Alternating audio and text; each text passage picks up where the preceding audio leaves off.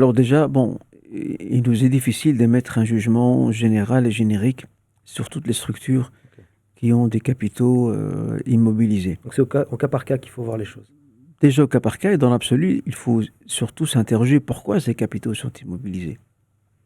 Il peut y avoir des raisons pour ça. Mais c'est vrai que dans l'absolu, ce n'est pas très sain d'avoir des capitaux immobilisés qui ne bougent pas.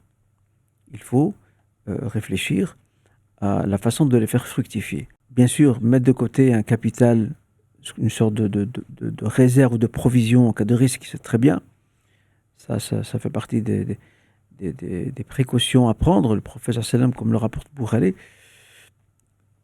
dans son Sahih, le prophète sallam mettait de côté du blé comme provision pour sa famille pour une année complète. Donc là, on voit que le prophète, malgré qu'il soit prophète et appuyé par la révélation de Wahy, ça ne l'empêchait pas de prendre des précautions, parce qu'il reste avant tout un être humain.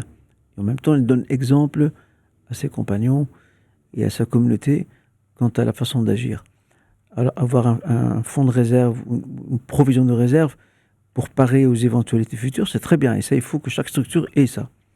Mais à côté de ça, il faut réfléchir il faut se questionner. Dans le cas où on sonde ces structures et que nous disent non, l'argent est là, on le laisse là pour le moment, ça pose quelques problèmes, effectivement.